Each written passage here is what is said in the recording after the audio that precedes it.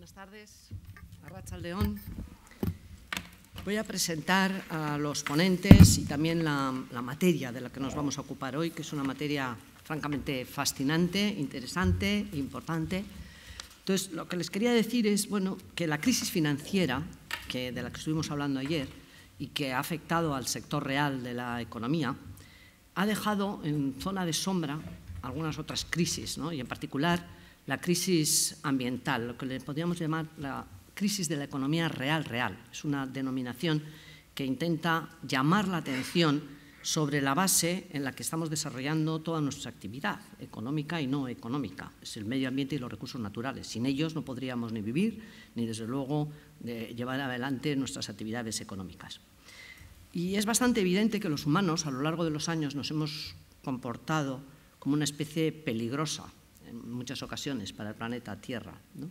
Y que hay también manifestaciones claras de este comportamiento en problemas medioambientales muy severos.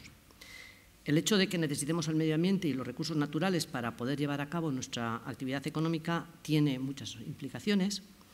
Diego Azqueta se va a ocupar de algunas de ellas y se va a ocupar de problemas de las relaciones comerciales, de las relaciones con los países en desarrollo y se va a ocupar de la pobreza. El título de su intervención es Medio ambiente, pobreza y relaciones comerciales. Pero también hay otros aspectos concretos del medio ambiente, pues desde la crisis de la biodiversidad hasta el problema del cambio climático, al que tenemos que enfrentarnos.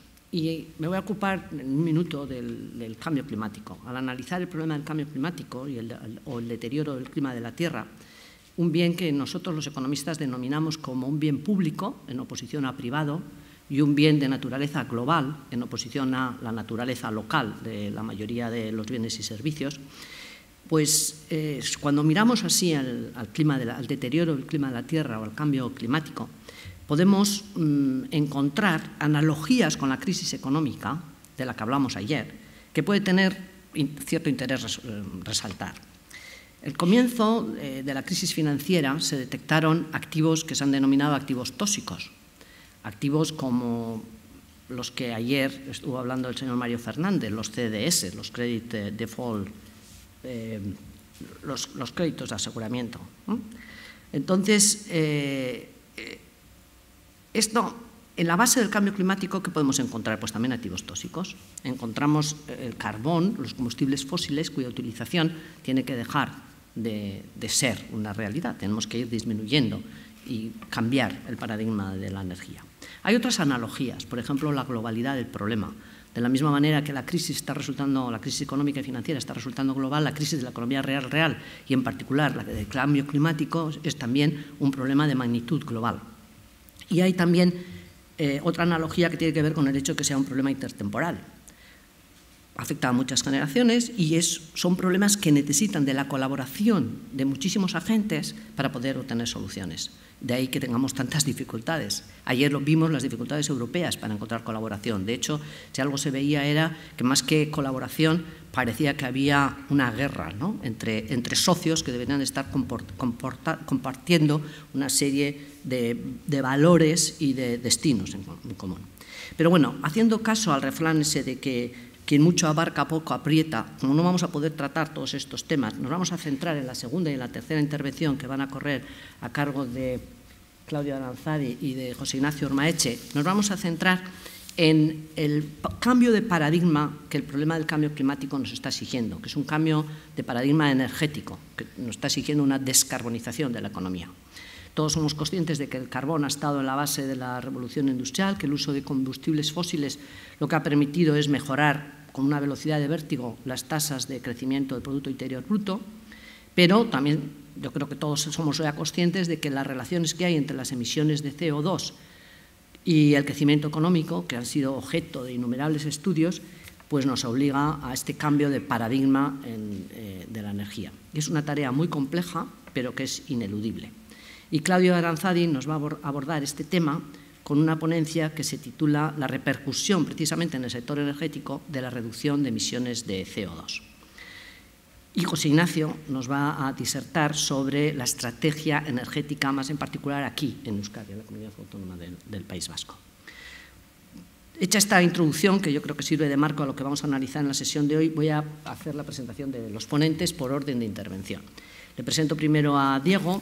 Diego es un antiguo colega en la profesión de la universidad. Es catedrático de Fundamentos del Análisis Económico en Alcalá de Henares, la Universidad de Alcalá. Ha sido profesor de Teoría Económica también en la Universidad de Valle, en Colombia. Él hizo la licenciatura en la Complutense de Madrid y luego completó los posgrados en Manchester y en Londres. Ha sido visitor scholar en la Universidad de Harvard, también estuvo en California, en Berkeley, quien pudiera volver, ¿no? Y en la actualidad dirige el Grupo de Economía y Medio Ambiente de la Universidad de Alcalá y ahí ha desarrollado muchísimos proyectos de investigación en el campo de la economía ambiental. Los ha hecho para ENA, para el Ministerio de Medio Ambiente, para FUNCAS, para la Unión Europea. Tiene numerosos artículos en revistas españolas e internacionales y tiene, sobre todo, un libro de texto que es la introducción a la economía ambiental, que va ya, creo, por la segunda edición. Y ha recibido 2 premios, el Premio Nacional de Economía y Medio Ambiente y el Premio de la Fundación a la Innovación en el campo del medio ambiente, el de la Fundación 3M. Y vamos ahora a presentar a Claudio.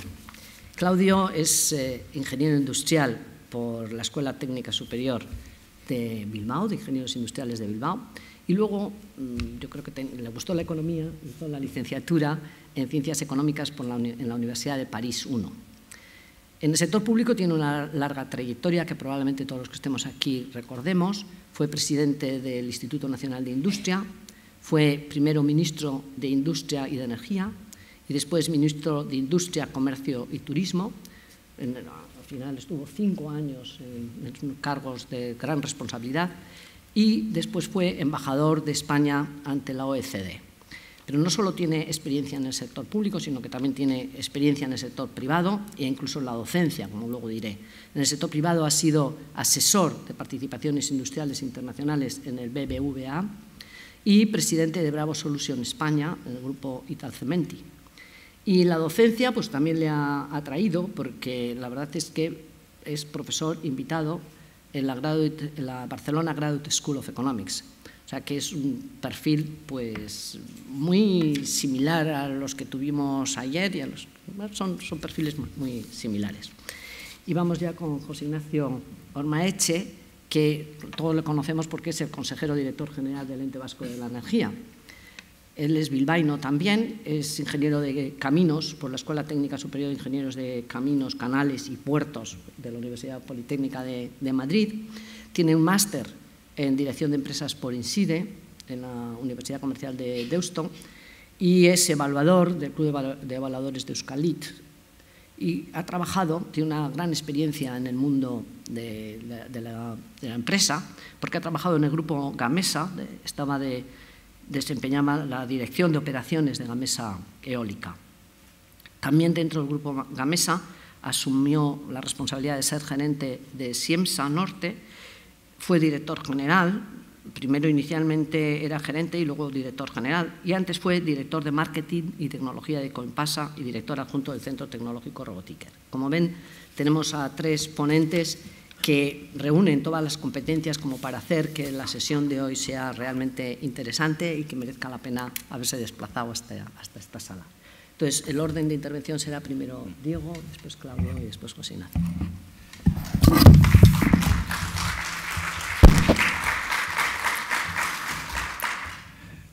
Muchas gracias, Carmen. Bueno, en primer lugar, agradecer a Alhóndiga Bilbao y a ti particularmente por la invitación que me ha hecho a compartir esta tarde con ustedes. Y sin más preámbulos, voy a ponerme de pie y voy a continuar desde aquí la ponencia. Lo que yo quiero compartir con ustedes es una serie de ideas con respecto a las implicaciones que tiene para las relaciones con los países subdesarrollados el necesario cambio de modelo que la crisis ecológica nos está imponiendo. Y bueno, recordando un poco lo que se dijo ayer, lo que sí podríamos comenzar por decir es que la evolución previa a la crisis de los problemas ambientales tenía un aspecto positivo y algunos aspectos no tan positivos. Con la perspectiva que dan los años, uno podría decir que se produjo en toda la época anterior a la crisis un incremento muy notable tanto del conocimiento de los problemas ambientales como de la conciencia sobre la necesidad de resolverlos, lo cual es evidentemente un paso adelante. Y además también se fueron creando instituciones que permitían por lo menos un marco para resolver algunos de esos problemas, desde el Protocolo de Montreal para la capa de ozono, la Conferencia de Cambio Climático, en fin, una institucionalidad que por lo menos está ahí.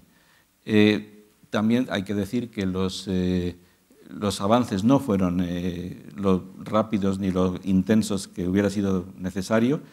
Ha habido serias asimetrías con respecto a los distintos problemas ambientales y los esfuerzos han quedado detrás de lo que la situación exigía. La crisis, que como ayer se dijo es una crisis sistémica y que empezando en el sector financiero ha tenido impactos reales obvios, también está teniendo impactos ambientales. Y desde el punto de vista de las distintas regiones del mundo, estos impactos están siendo bastante asimétricos. En los países desarrollados, como los de nuestro entorno, esta crisis está teniendo como resultado que están mejorando muchos de los indicadores ambientales. Lo malo de las crisis es que al disminuir la actividad económica también disminuyen muchas de las agresiones y en ese sentido pues, bastantes problemas ambientales están ahora parecen menos acuciantes. Y desde luego la urgencia y la severidad y la gravedad de esta crisis ha relegado prácticamente todas las variables ambientales a un muy segundo término en términos de opinión pública o de urgencia o de lo que usted quiera.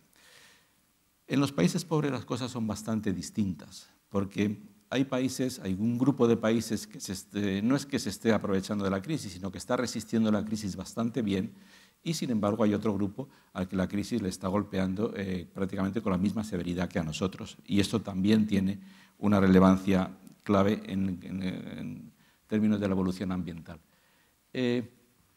Muy brevemente, si nosotros tenemos problemas ambientales es porque nos relacionamos con la biosfera, la esfera de la economía, desde dos puntos de vista. Primero, captamos recursos de la biosfera. Captamos recursos naturales, recursos renovables, agua, y los valorizamos y los introducimos en la esfera de lo que nosotros producimos, distribuimos y consumimos. Pero en segundo lugar, generamos residuos que devolvemos a la biosfera y que de alguna forma alteran la capacidad de absorción de esta y alteran algunos de los equilibrios básicos ecológicos. Emitimos contaminación y elevamos el grado de entropía de la biosfera.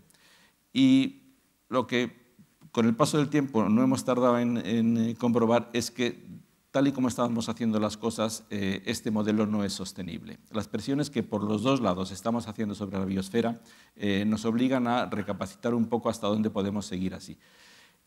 Lo interesante, a mi modo de ver, es que hay una asimetría sobre quién genera qué tipo de problemas entre países ricos y países pobres. Para empezar, tenemos una presión sobre los residuos, la primera de las vinculaciones que teníamos con la biosfera, ¿verdad? Captamos recursos que valorizamos. Bueno, aquí el problema estriba en que estamos valorizando económicamente recursos que, si bien tienen un valor económico positivo, tienen un valor ecológico muy superior. Es decir, serían mucho más valiosos si se conservaran que si se transformaran. Y estamos perdiendo recursos ecológicos muy ricos precisamente porque los estamos transformando en recursos económicos.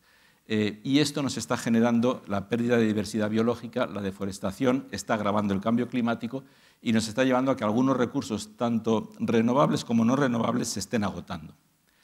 Y por otro lado, estamos generando, como decía antes, una cantidad de recursos, una cantidad de residuos que excede la capacidad de la biosfera de absorberlos, tanto al aire como al agua como a los suelos.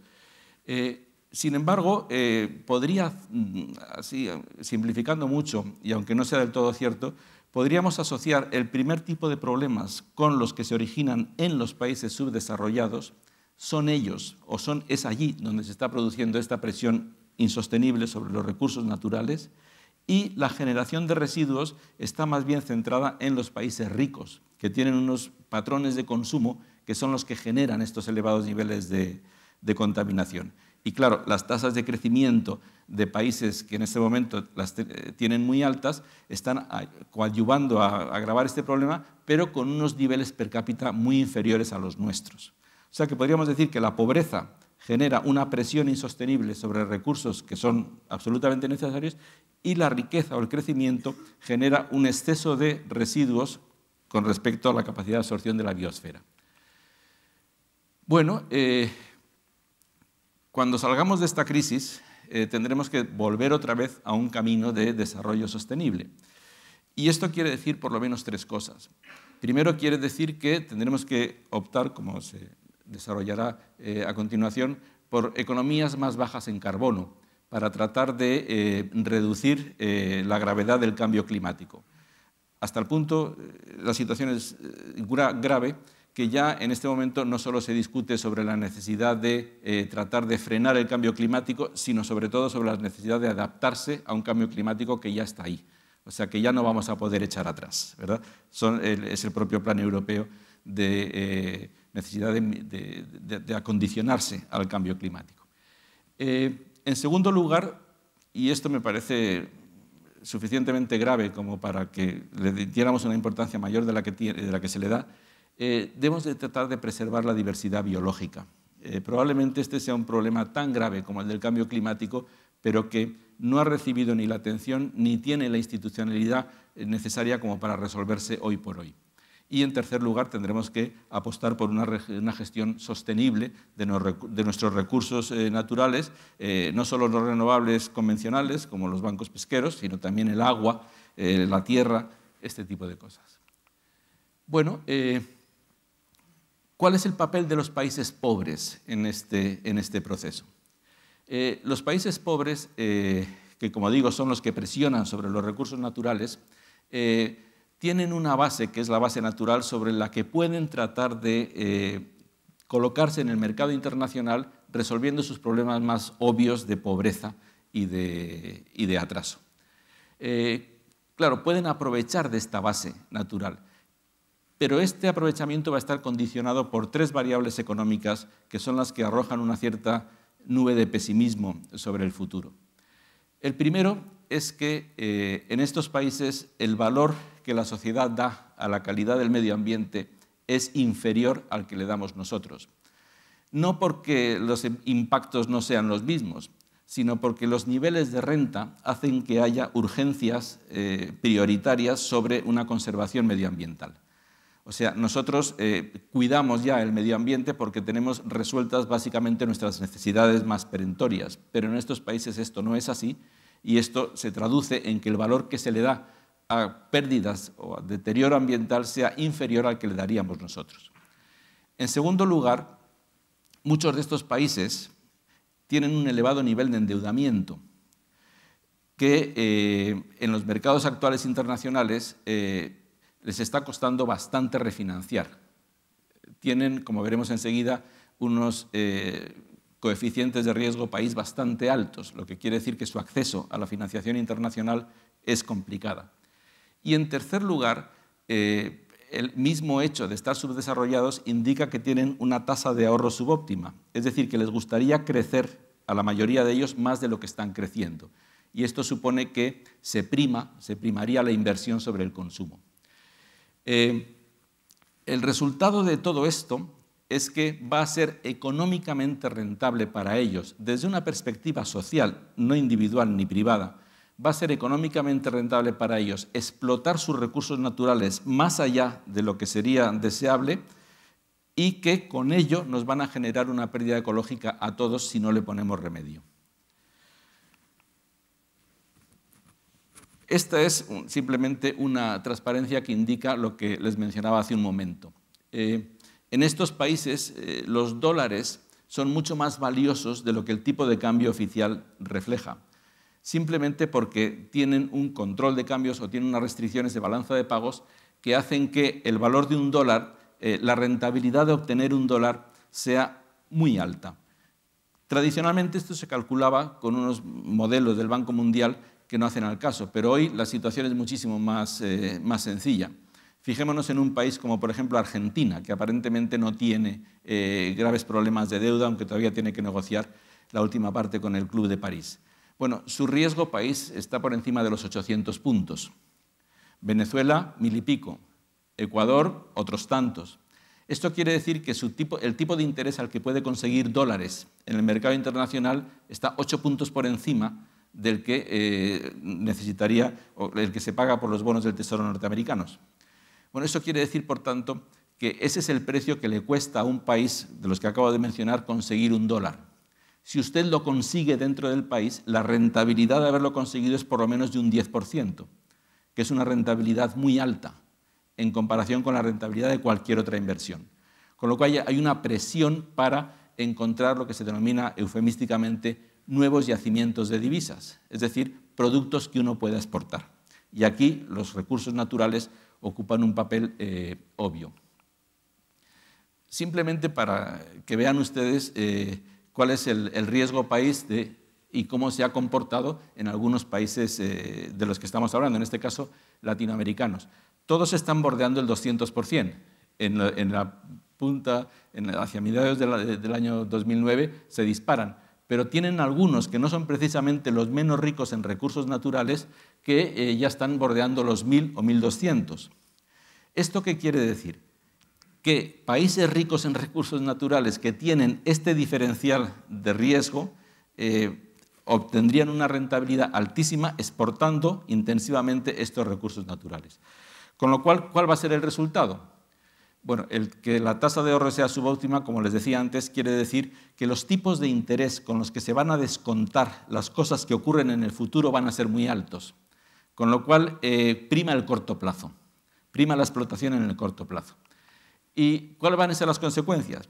La primera, el dumping ecológico, que a nadie le debería sorprender, que es simplemente la especialización en la producción de industrias contaminantes, la importación de basuras, el desguace artesanal de barcos que nadie quiere, todo este tipo de cosas que son muy intensivas en contaminación y que se desplazan hacia estos países por lo primero que les decía antes, porque allí el valor de la calidad ambiental ante la urgencia de otras necesidades ha pasado a un segundo plano.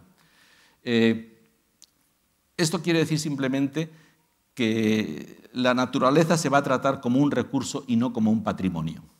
Se le va a dar un valor económico y no se le va a dar este valor patrimonial que nos lleva a conservarla. ¿Que esto sea un problema en el largo plazo? Seguro. ¿Que va a tener implicaciones sobre la salud y sobre las propias perspectivas del país hacia el futuro en el largo plazo? Seguro. Pero las tasas de interés, las tasas de descuento con que se resuelve el problema, por las condiciones que yo les indicaba antes, son muy altas, con lo cual lo que ocurre en el largo plazo no cuenta. La segunda consecuencia es que incluso los recursos no renovables, que por definición no pueden ser gestionados de forma sustentable, porque precisamente son no renovables, en estos recursos se va a violar la regla de oro de su ritmo de extracción, que es la regla de Hotelling. Es decir, llevar la extracción hasta el punto en el cual la revalorización del recurso sea igual al tipo de interés. Como en este caso el tipo de interés con el que se trabaja es muy alto, por lo que les decía antes, y además si el gobierno controla estos recursos, las divisas van a ir al sector público, esto lo que hace es acelerar la extracción de estos recursos, acelerarlo.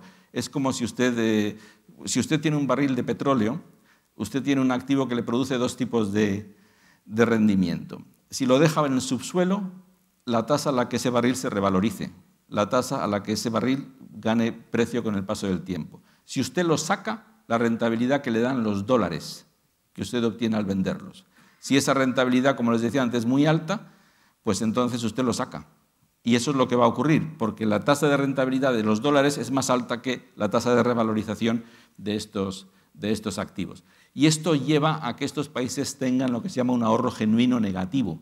Es decir, estén consumiendo la herencia del pasado a una velocidad excesiva. Es decir, están empobreciendo a las generaciones futuras. Con los recursos renovables va a pasar lo mismo. A pesar de que los recursos renovables tengan una tasa que pueda ser sostenible, como un banco de pesca o un bosque, la tasa de extracción o la opción entre la minería de ese recurso, es decir, extraerlo y agotarlo, o conservarlo, se va a vencer en favor de la minería. Y la razón es que, aunque no se quiera ver, la sostenibilidad tiene tres patas. La sostenibilidad tiene que ser ambiental, tiene que ser social y también tiene que ser económica. La minería del recurso puede garantizar la sostenibilidad tanto económica como social. Es decir, yo puedo agotar completamente un recurso e invertir todo lo que he obtenido de forma que genere empleo y genere riqueza de manera permanente. Con lo cual, he agotado la riqueza ecológica, he acabado con la sostenibilidad ambiental, pero he garantizado las otras dos, desde el punto de vista del sector público. Por ejemplo, yo puedo acabar con un bosque completo e invertir por parte del sector público todos los ingresos que ese bosque me ha dado en un desarrollo turístico en una zona costera. Y eso me va a estar generando, si yo lo mantengo, recursos, empleo y renta a perpetuidad. Luego me garantiza esa sostenibilidad. Lo que pasa es que es una solución globalmente ineficiente, porque es muy probable que el valor ecológico de ese recurso que yo he destruido, por ejemplo un manglar, sea mayor que la rentabilidad económica que yo obtengo de él. El problema estriba en que esta sostenibilidad económica global no repercute en beneficio del país propietario o que gestiona este recurso. Somos nosotros, los demás, los que nos beneficiamos de este. Y como hay una asimetría en el reparto de los beneficios y ellos no controlan una parte de los mismos, la resultante será que primen su interés frente al interés que sería más global, pero que a ellos no les aporta nada. Voy a pasar muy por encima y muy rápido por algunas soluciones a este problema en las relaciones con estos países subdesarrollados. Hay algunas soluciones, que por supuesto uno no puede minimizar, están ahí. Una es el comercio justo. Nosotros podríamos tratar de establecer nuestras relaciones comerciales sobre esta base. Este es un comercio que atiende directamente la problemática de la pobreza, pero que también, porque así es los requisitos de la FLO, también atiende a los problemas ambientales. Se necesita que la producción sea ambientalmente sostenible. Es muy probable que estemos agotando ya las posibilidades del comercio justo, incluso en aquellos productos estrella, como el café, o el banano, o el arroz, o el té. Incluso fíjense que el café no es precisamente uno de los productos agrícolas más ambientalmente amigables y entra en este comercio. No es mucho más allá a donde se podrá llegar por este camino, porque lo que se requiere es que la cadena de valor de estos productos sea muy pequeña, tenga muy poquitos eslabones y permanezca y permita identificar inmediatamente a quiénes son los beneficiarios finales. Eso ocurre con el café, pero no ocurre, por ejemplo, con las computadoras.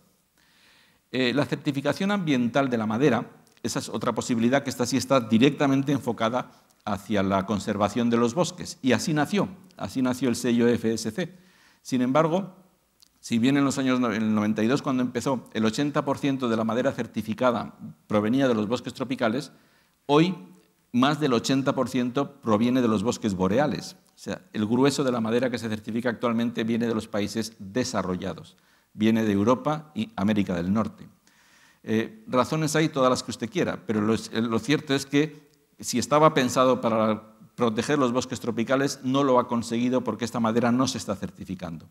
Las comunidades que gestionan estos bosques no tienen la capacidad de ofrecer lo que las multinacionales del sector, que son las que han impulsado este comercio, demandan, ni tampoco de cubrir los gastos de la certificación, que son bastante altos. Por eso, si ustedes entran en esta página, por ejemplo, verán que se ha abierto una nueva facilidad, que es esta que se denomina SLIMS, que es para bosques pequeños de manejo poco intensivo, para ver si pueden entrar otra vez estas. Desde un punto de vista estrictamente económico, lo que probablemente resolvería el problema es que tomáramos en cuenta el valor ambiental de los recursos que estamos utilizando y los introdujéramos en nuestro proceso de toma de decisiones. Es decir, utilizando el lenguaje económico, que internalizáramos las externalidades ambientales. Esto, por un lado, generaría eficiencia porque utilizaríamos la naturaleza allí donde genera un mayor valor, Y si los repartos son como deberían ser, también generaría equidad. Y veremos que por aquí es por donde cojea los distintos esquemas. ¿Qué mecanismos hay para esto? Pues hay varios. El primero es el del pago por servicios ambientales. Esto es una iniciativa que ha empezado a desarrollar el Banco Mundial, que desde un punto de vista local, sobre todo en el caso del agua, resuelve problemas ambientales, pero no resuelve el problema más serio, que es el de la pobreza. Es más, puede tener efectos contraproducentes desde el punto de vista de la pobreza, porque expulsa a comunidades pobres del acceso a los activos que están siendo protegidos, pero desde el punto de vista supranacional, cuando involucra a varios países, sí que se dirige en la dirección correcta. Vamos a verlo en el caso tanto de la diversidad biológica como del carbono. Aunque, como aquí se apunta, todavía estamos ante mecanismos que son insuficientes y que necesitan de un impulso.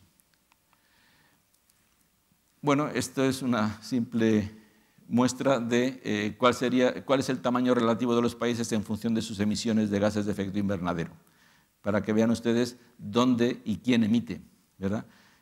Lo que explica por qué el protocolo de Kioto desde el principio fue asimétrico y partió de la base de que los países subdesarrollados no tienen obligación de reducir sus emisiones, porque vean ustedes que no son ellos precisamente los que están creando el problema.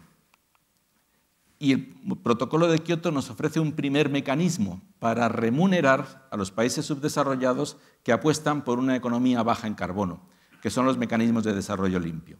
El gran impulso se lo da el mercado de emisiones de la Unión Europea, con todo el programa que le acompaña, y de hecho tienen dos vectores que son muy positivos, una transferencia de divisas hacia los países subdesarrollados y una transferencia de tecnología limpia hacia países subdesarrollados. De hecho, se les remunera por reducir lo que sería la tendencia a la que tienen derecho con respecto a sus emisiones de carbono, pudiendo vender esas reducciones en el mercado europeo.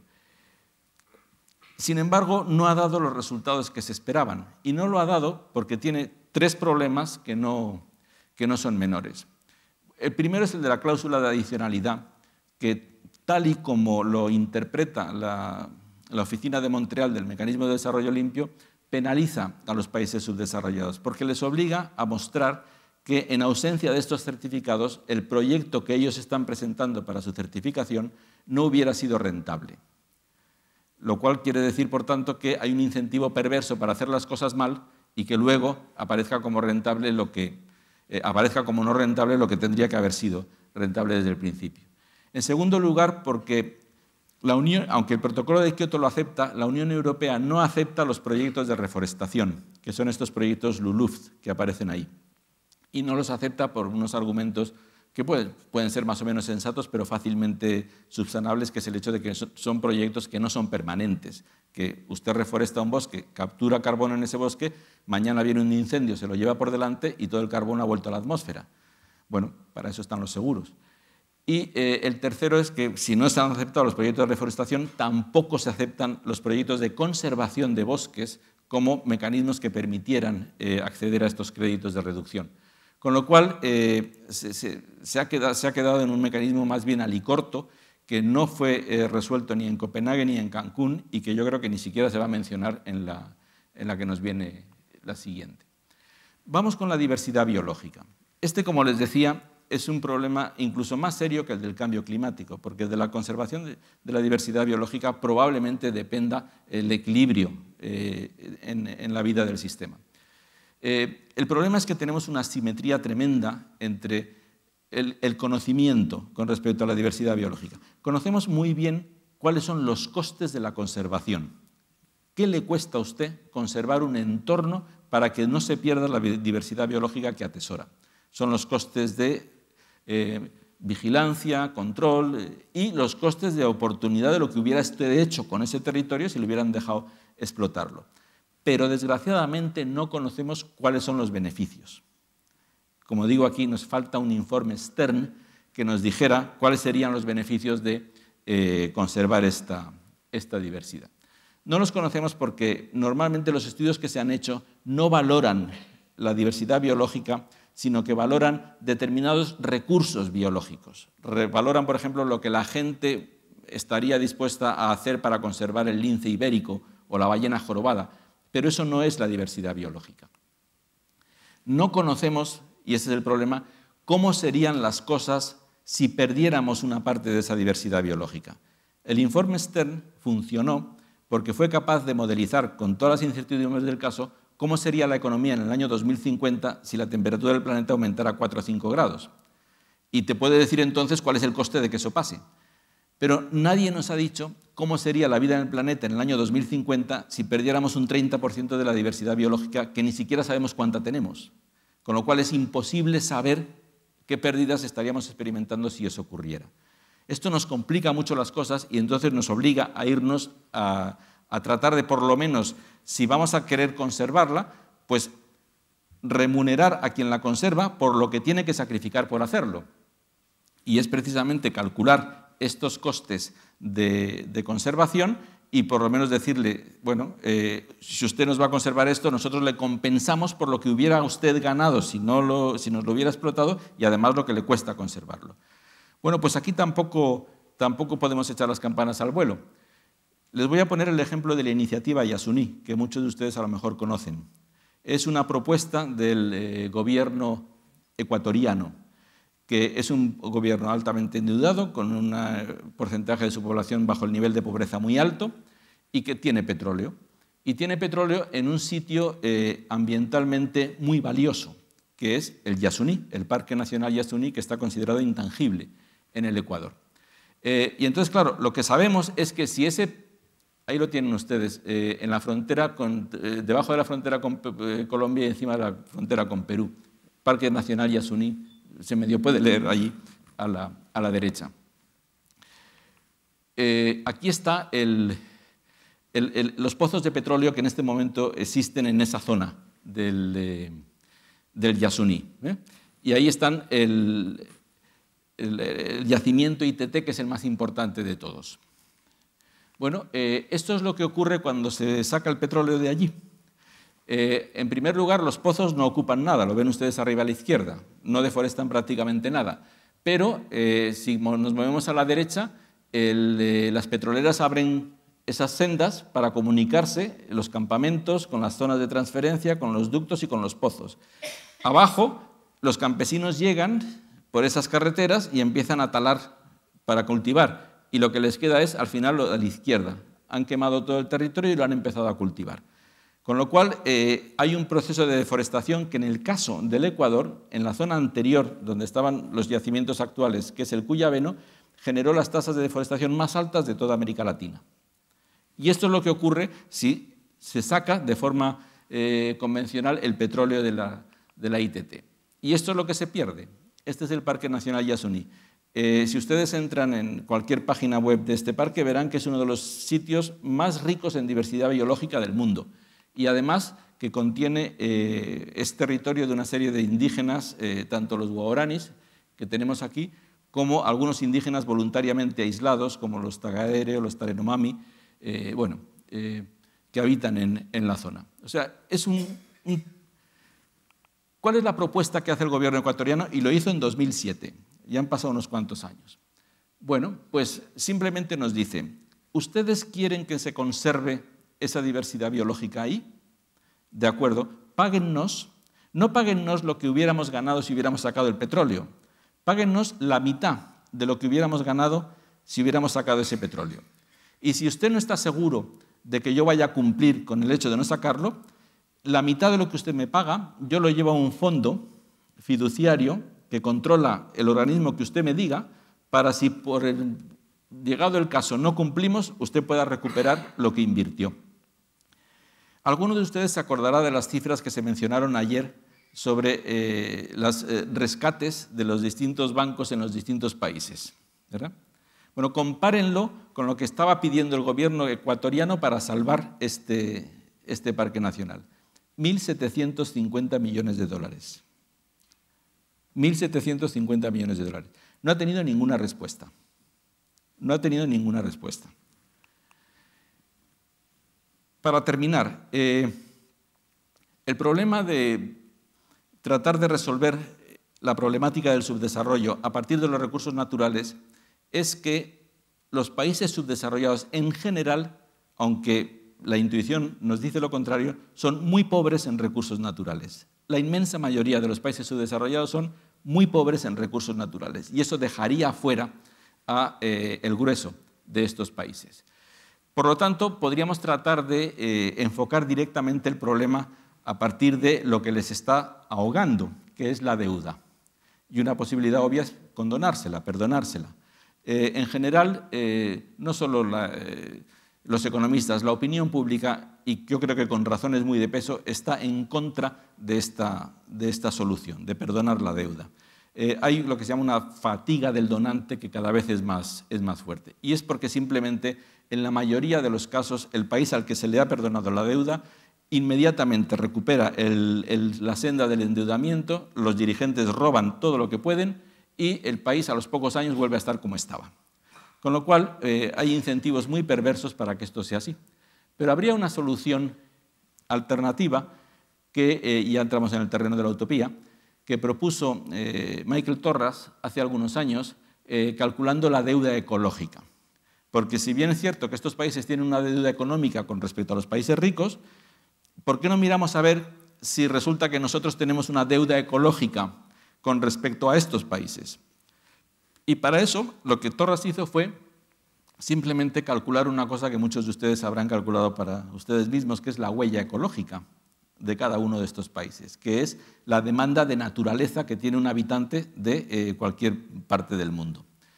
Bueno, ustedes saben que esto se calcula de esta forma, es todo muy incipiente, pero da una cierta idea de por dónde van los tiros. Entonces, calculemos la huella ecológica de unos países y otros. Estos serían los países deficitarios. Estos son países que consumen más naturaleza de la que tienen. Y aquí, en la columna de la derecha, el número de hectáreas, que es la unidad de medida de consumo excedente. En total, más de 3 millones de hectáreas de déficit ecológico. Nosotros estamos allí hacia la mitad, con 117.000, 118.000 hectáreas. El valor de estas hectáreas se puede calcular a través de un trabajo que hizo en su día Robert Constanza, que, bueno, como todo esto es a título ilustrativo, pues nos sirve. Cada una de estas hectáreas valdría pues como $4 y pico, ¿verdad? $4.000 y pico. Bien, pues estos serían los países que recibirían, porque tienen una huella ecológica menor que su capacidad ecológica, que recibirían el pago de los países que tienen un déficit, nosotros, los Estados Unidos, Holanda, Japón, etcétera, etcétera. O sea que si en lugar de mirarnos en la economía, nos miráramos en el medio ambiente, resulta que nosotros seríamos los deudores y estos países serían los acreedores, porque tienen mucha más naturaleza de la que gastan, ¿verdad? Bueno, tal y como está planteado, esta solución tiene un problema gravísimo, que es este. Y esto es lo que no nos gustaría, porque resulta que hay países que no solo son pobres, sino que, como decía antes, también son naturalmente muy pobres. Y estos serían doblemente perjudicados, porque a pesar de que tienen una huella ecológica diminuta, todavía tienen menos naturaleza, con lo cual también son deficitarios. Y luego tenemos países que son doblemente ricos, porque además de ser países muy desarrollados, tienen una naturaleza exuberante. Con lo cual, probablemente esto, desde un punto de vista ético, tampoco sea aceptable, porque nos vendría a decir que el derecho que tenemos al disfrute de la naturaleza depende del sitio donde hemos venido a nacer. Y eso pues, no parece muy aceptable.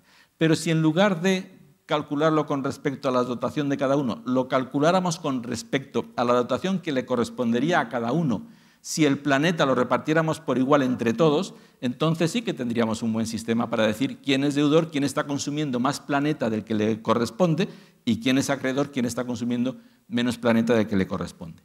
¿Tiene problemas? Seguro. Y el básico es, primero, las políticas de población, porque cada persona tendría un derecho a una parte del planeta y si usted impulsa políticas natalistas, usted tiene derecho a una porción mayor, y luego la corrupción de a quién le pagamos esta deuda. Por eso yo siempre termino tratando de rescatar esta figura de la deuda odiosa, que fue una figura jurídica de finales del siglo XIX, principios del XX, que declaraba que si a un país se le incluía en esta categoría, ningún acreedor podría en ninguna institución jurídica internacional reclamar el pago de esa deuda. Si esto se hiciera con los países corruptos, se lo pensarían dos veces el sistema financiero antes de dirigir fondos hacia ellos. Esto es una cosa que unos autores del Fondo Monetario rescataron hace algunos años y que a mí me parece que sería una solución tremendamente eficaz si la pusiéramos en marcha. En definitiva, que es probable que tengamos que, una vez que todo esto termine, volver a una senda de cambio, volver a un modelo distinto, ¿verdad? Pero que además en este modelo distinto intentemos por lo menos conseguir dos cosas. Primero, que algunos problemas los gestionemos de forma global. Por ejemplo, los problemas del agua, por ejemplo, los problemas de la agricultura, los problemas de la energía. No tiene ningún sentido que países que tienen estrés hídrico estén exportando agua a través de su balanza de pagos por temor a que les corten el suministro de alimentos. Eso no, desde un punto de vista de la eficiencia global, eso no tiene pies ni cabeza. Intentemos resolver los problemas de la naturaleza, naturales, que son problemas globales que no podemos compartimentalizar de una forma global. Y sobre todo, intentemos hacerlo también permitiendo que los países subdesarrollados resuelvan sus problemas y no agravándoselos. Bueno, aquí les dejo unas referencias por si alguno de ustedes tiene interés. Muchas gracias.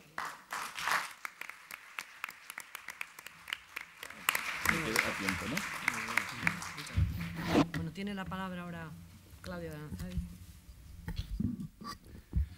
Muchas gracias. Yo también quisiera empezar agradeciendo a la Alhóndiga y a Carmen Gallástegui que me hayan invitado, que entre otras cosas me ha permitido volver a casa una vez más, que siempre se agradece. Bueno, voy a empezar. Ya ha dicho Carmen de que iba... no se sostiene ahí, o sea, mejor no, déjalo en el suelo.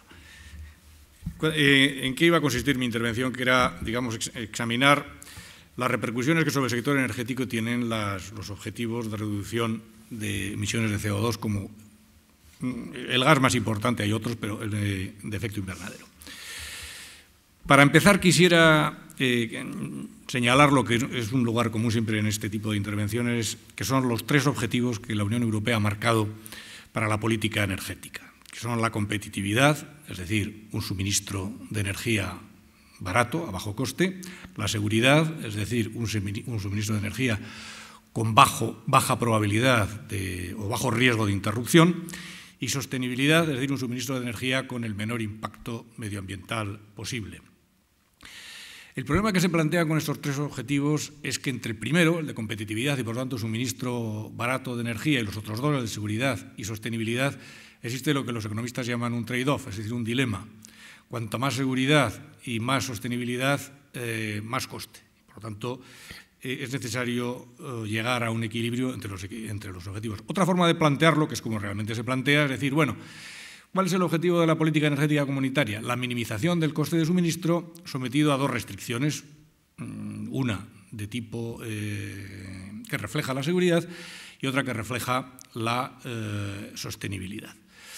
Cuanto más constrictivas son las restricciones de seguridad y de sostenibilidad, más elevado es el coste del suministro de energía.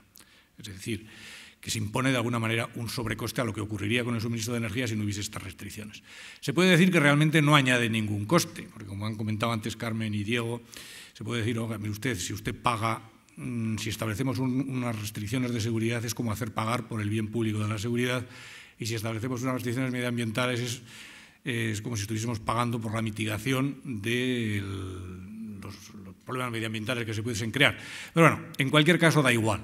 Lo que es obvio es que cuanto más restrictivos sean los objetivos que ponemos de sostenibilidad y de seguridad, o viene a aumentar los precios de la energía o viene a aumentar las ayudas públicas. No hay ninguna otra salida.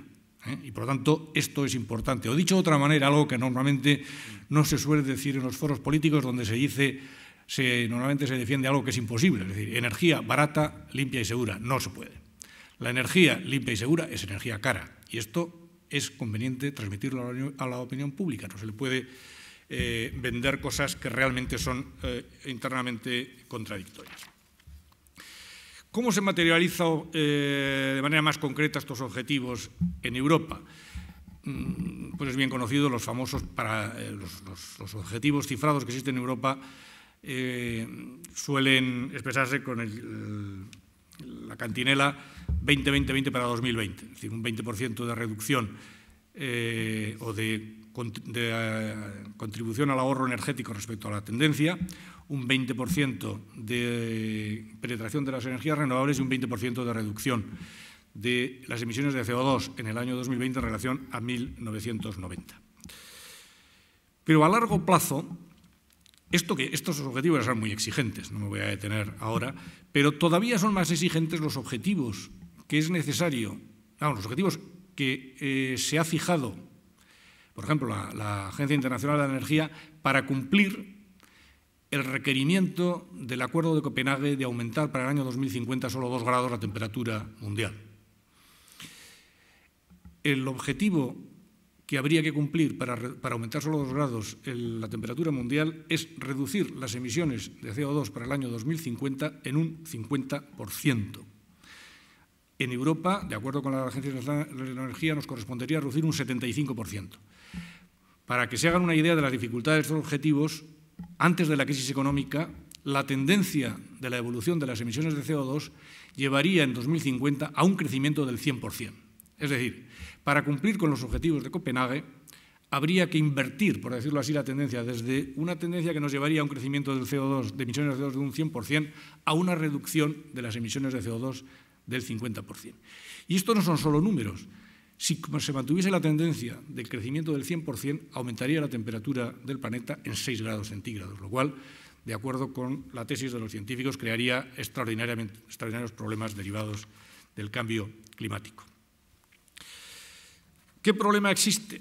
En mi opinión, este objetivo de reducción del 50% es absolutamente inalcanzable. Por tanto, cumplir con el objetivo del aumento de 2 grados es inalcanzable. Es inalcanzable con las medidas que en estos momentos se está poniendo en práctica en el mundo.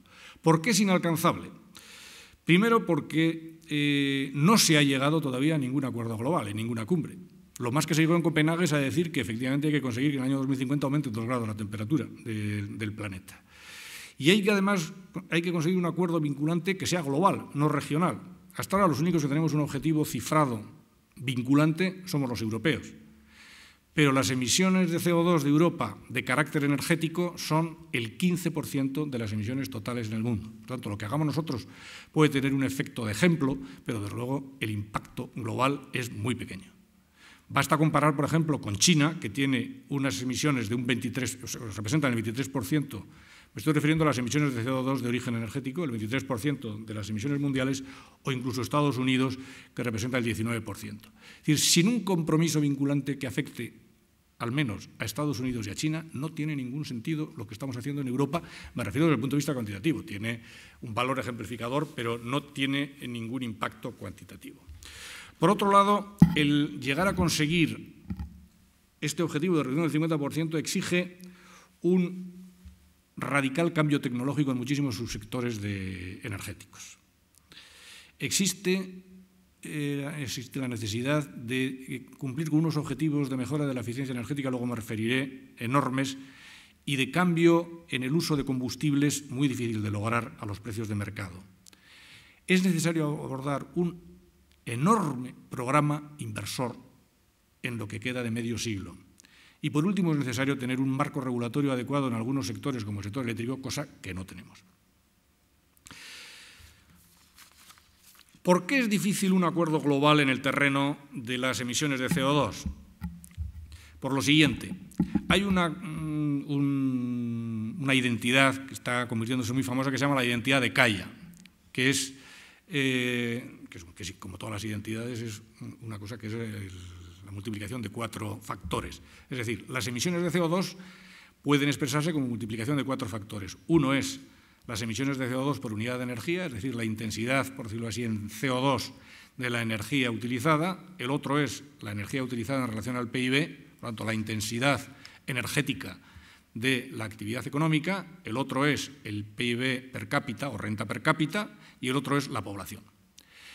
De estos 4 factores, la política energética y medioambiental solo puede actuar sobre los 2 primeros, es decir, sobre la intensidad en CO2 de la energía utilizada y sobre la intensidad energética de la actividad económica, no sobre los otros, que son el PIB per cápita y la población. Pero es que además los otros, sobre todo en los países subdesarrollados, lejos de tener como objetivo su reducción, que sería absurdo, se plantean como objetivo su crecimiento. No tendría ningún sentido decirle a un país subdesarrollado que tiene que rebajar el PIB per cápita. Sería completamente delirante. Ni tampoco podríamos decir, imaginemos a África, que no mejore sus estándares sanitarios porque la población va a crecer excesivamente. Por lo tanto, hay un problema. Cabe alguna búsqueda de solución con transferencias de tecnología, pero en mi opinión es un problema que en este momento es insoluble, porque al menos los países en vías de desarrollo, los países emergentes, van a seguir creciendo mucho y van a tener como objetivo ese crecimiento y su población va a crecer mucho y por lo tanto todas las medidas de política energética que se adopten para los 2 primeros factores van a verse compensadas por el efecto de su crecimiento per cápita y del crecimiento de la población. Pero es que además no es solo que los países subdesarrollados o los países en vías de desarrollo tengan como objetivo obvio ese crecimiento, es que nosotros se lo estamos imponiendo. Estamos diciéndoles a los chinos que estimulen la demanda interna, que crezcan más. Queremos que Brasil, los países BRICS, crezcan mucho para compensar la caída del crecimiento de los países desarrollados. Por lo tanto, una vez más, estamos planteando objetivos internamente contradictorios. La prueba de esto es las últimas estimaciones que ha hecho el Departamento de Energía americano sobre cómo evolucionarían los 4 factores de la identidad de Kaya. La intensidad de CO2 bajaría un 0,2% de aquí al 2035 por año, la intensidad energética bajaría un 1,8% de aquí al 2035, es decir, son los 2 factores sobre los que actuaría la política energética y medioambiental, pero sin embargo aumentaría anualmente un 2,5% el PIB per cápita y un 0,9% la población, lo cual quiere decir que para 2035 aumentarían las emisiones de CO2 un 1,3%. Comparen el 1,3% desde aquí al 2035 con las exigencias de reducir un 50% para 2050. Es literalmente imposible, si no se hace algo. Algo muy importante y muy radical. Por otro lado, las otras 2 líneas de actuación a las que me he referido para descarbonizar, digamos, para reducir las emisiones de CO2, que son el ahorro y la sustitución de combustibles y la exigencia en la profundización tecnológica. La Agencia Internacional de la Energía, en sus objetivos para 2050, concede una importancia excepcional a la mejora en la eficiencia energética. Tan excepcional que considera que el 38% de las reducciones de aquí a 2050 deberán lograrse a través de una mejora de la eficiencia energética. Diciendo algo extraordinariamente optimista. Dice, las inversiones en eficiencia energética se autofinancian, porque de alguna manera esas inversiones implican un ahorro de combustible y, por lo tanto, si usted calcula el valor actualizado neto, teniendo en cuenta el aumento del coste de las inversiones y la disminución del coste de combustible, le sale positivo, a un tipo de descuento que me parece que es el 3%. Bueno, esto realmente es de un notable optimismo. Me dirán que estoy siendo muy pesimista, pero yo creo que mostrar, por decirlo así, la parte vacía de la botella es la única forma de que en algún momento, digamos, exista alguna reacción ante un camino derecho al menos al desastre ecológico al que vamos.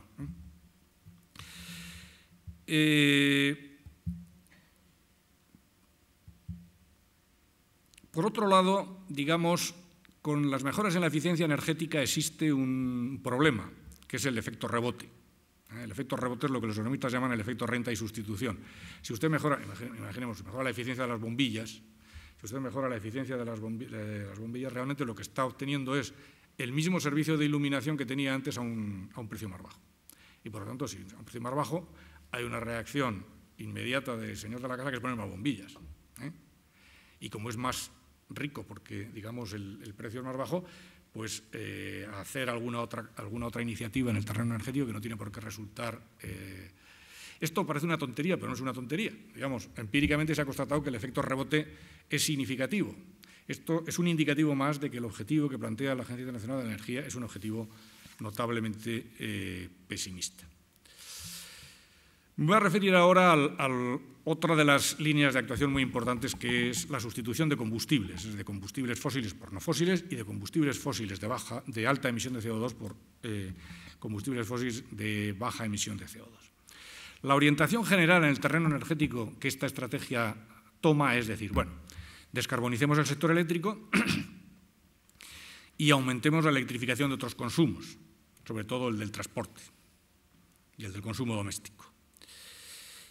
Y por otro lado, en el transporte, que es el transporte, curiosamente, todas las miradas están centradas, por ejemplo, en los sectores de producción o transformación energética, cuando el problema fundamental que existe en este terreno es en el sector del transporte. Entonces, en el sector del transporte habría también un aumento de la electrificación a través del desarrollo del coche eléctrico y luego una sustitución de productos petrolíferos por biocombustibles y, en algunos casos, gas natural. ¿Qué problemas se plantean? Bueno, en el caso de descarbonización del sector eléctrico hay 3 tecnologías descarbonizadoras fundamentales: renovables, nuclear y utilización de carbono con captura y confinamiento, utilización de carbón con captura y confinamiento de CO2. ¿Qué problema se plantea? Las 3 son más caras que lo que sería la tecnología dominante, que es producir envase con ciclo combinado de gas. Ya veré luego que esto plantea una serie de problemas en el terreno regulatorio.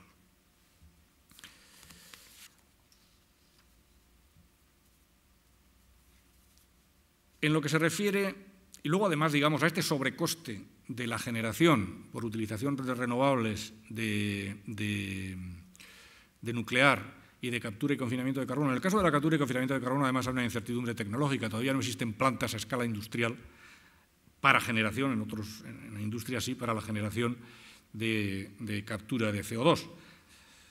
Incluso dejando de lado el problema que existe con el almacenamiento del CO2, esto ya sería una barrera significativa. En lo que se refiere a la electrificación del consumo, bueno, pues eso a todo el mundo le viene a la cabeza, el coche eléctrico. Bueno, el coche eléctrico también plantea problemas. Pero fundamental, el cuello de botella, las baterías. Hoy me acabo de enterar, luego les hablará cuando les supongo José Ignacio, de las iniciativas que se adoptan en Euskadi en este terreno. Claro, para que el coche eléctrico sea competitivo, las baterías deben ser ligeras, pequeñas, con suficiente densidad energética y a un coste asumible. Yo me atengo a, no sé, luego José Ignacio, que se conoce mejor, podrá discrepar de mí, me atengo a lo que dice la Agencia Internacional de la Energía y dice, bueno, mire usted, para que tener un coche con una autonomía de 500 kilómetros, que es lo que normalmente todo el mundo tiende a pedir, necesita una batería que en estos momentos cuesta 40.000 euros. Bueno, por eso quiero decir, plantea un problema, como digo, esto es lo que dice la Agencia Internacional de la Energía, no sé si luego habrá habido alguna renovación. Para que las baterías cuesten, digamos, una cantidad menor, pues tendrías que reducir la autonomía. Si se reduce la autonomía a 200 kilómetros, un coche puramente eléctrico no tiene salida en el mercado. Tendría salida, como mucho, los híbridos enchufables. Es decir, usted se enchufa el coche eléctrico y cuando no le funciona con electricidad, le funciona con combustible fósil. Mejora el rendimiento, como ocurre con los coches híbridos, pero no es exactamente un coche eléctrico puro.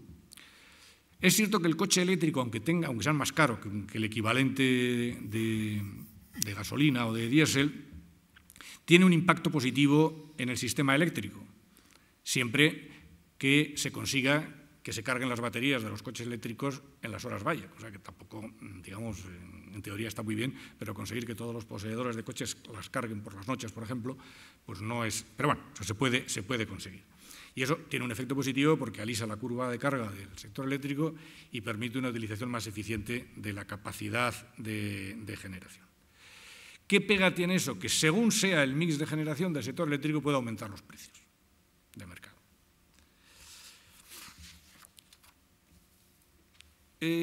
Otra vía de actuación en el terreno para lograr la reducción de las emisiones de CO2, la sustitución de productos petrolíferos en el transporte la sustitución de productos petrolíferos no tanto por razones de escasez, a pesar de que se dice continuamente que estamos muy cerca de un pico de Hoover, de estos, de que nos quedemos sin petróleo, a precios altos no nos quedamos sin petróleo. Es decir, imaginemos que mantenemos un perfil sostenido de precios entre $120 y $150, entran en situación de rentabilidad petróleos no convencionales, como los que ahora, por ejemplo, ha descubierto Repsol en Argentina, es decir, todo tipo de shale oil o de otro tipo de petróleos más pesados, e incluso pueden ser rentables tecnologías de conversión de carbón en combustibles líquidos, lo que se llama coal to liquid, o de gas natural en combustible líquido. Eso incrementa los recursos de combustibles líquidos en 4, 5, 6, 7, 8 veces las reservas del petróleo, digamos, entre comillas, barato. Por lo tanto, la sustitución de productos petrolíferos no es tanto un problema de escasez a medio plazo, es un problema de precio y es un problema medioambiental. Entonces, la sustitución, ¿por qué se preconiza? Una, por biocombustibles.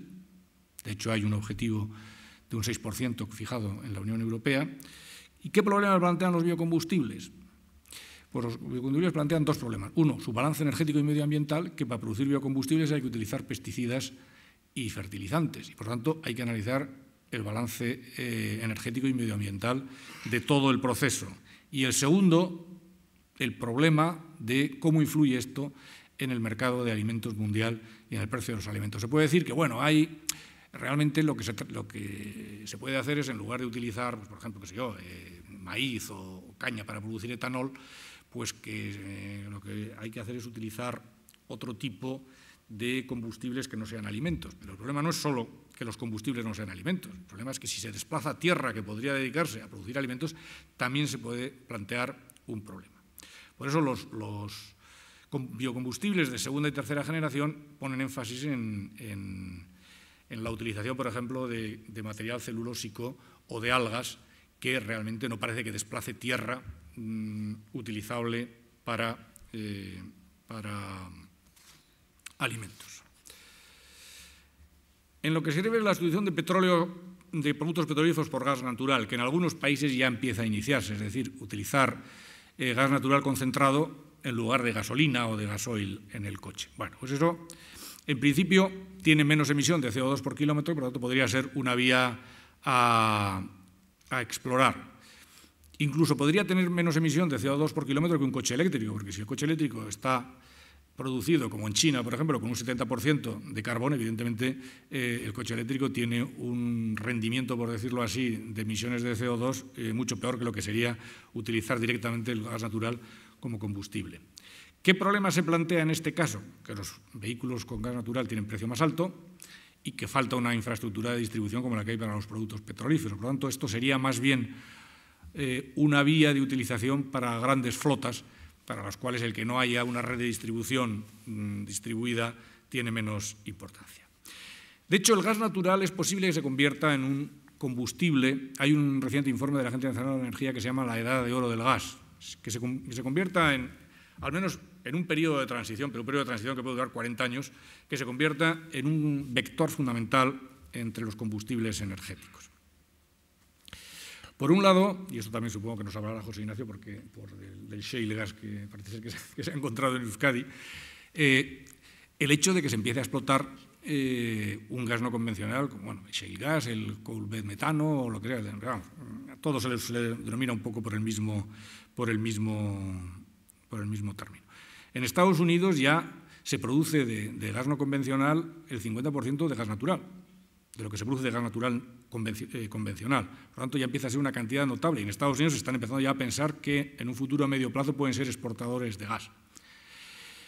Y, de hecho, en estos momentos en que, como los mercados de gas están relativamente disociados por el momento entre Europa y Estados Unidos, los precios del gas han caído extraordinariamente en relación a los europeos. ¿Qué problemas plantea? Todo plantea problemas. ¿Qué problemas plantea el shale gas? Pues bueno, pues plantea problemas medioambientales bastante notables. La tecnología de perforación horizontal y de fraccionamiento hidráulico, que supone lanzar agua a presión con arena y productos químicos, pues tiene un riesgo de contaminar los acuíferos.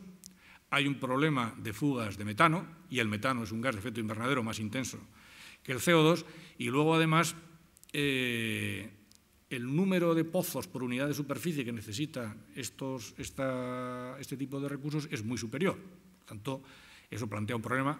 Luego ya supongo que ya habréis buscado la solución en Euskadi. Por eso ya hemos buscado la solución. Tampoco es un problema baladí este. En Francia, por ejemplo, han decidido una moratoria, que creo que se acaba en junio, ¿no? Pero bueno, precisamente por los problemas medioambientales que plantea lo que parece ser una solución muy clara a medio plazo. Luego, por otro lado, el gas en la generación eléctrica yo creo que va a continuar todavía mucho tiempo. Teóricamente, el objetivo de descarbonización, por ejemplo, que se han planteado también en el Reino Unido, es radical. Es decir, en el Reino Unido ni siquiera en el 2050. Para el 2035 dice, no, todo el sector eléctrico debe estar descarbonizado. Es decir, tiene que ser o nuclear o nuclear, o renovables, o captura y confinamiento de CO2. ¿Qué problema plantea esto?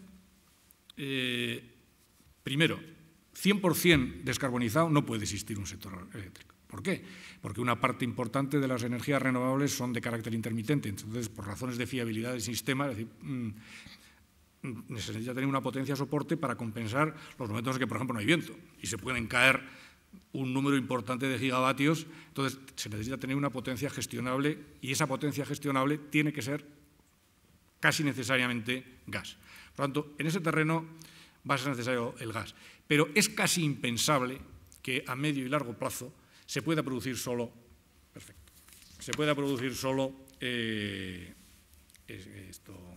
exclusivamente renovables o nuclear. ¿Por qué? Primero, porque todas estas alternativas, tanto las renovables como la nuclear, cada una por razones distintas, como la captura y confinamiento de carbono, son más caras que producir con gas. Y, por tanto, la capacidad de traducción o de transmisión de este aumento de coste al consumidor eléctrico es limitada. Segundo, como está planteándose en el Reino Unido, introducir estas tecnologías solo quiere decir que hay que establecer un sistema de tarifas o de precios administrados de capacidad, lo cual es incompatible con, y eso se notará a plazo, con el mantenimiento de un sistema liberalizado que es ese que se supone que existe en la Unión Europea. Entonces pueden decir, bueno, lo que hacemos es aumentamos los precios del CO2. Bueno, aumentamos los precios del CO2, pero ¿qué es lo que ocurre? Que el mercado de emisiones de CO2 al que antes se ha referido Diego no funciona como debería funcionar.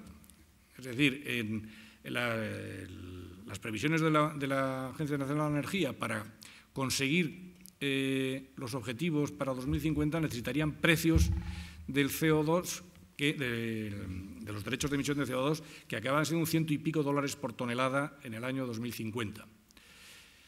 En estos momentos es $10 por tonelada.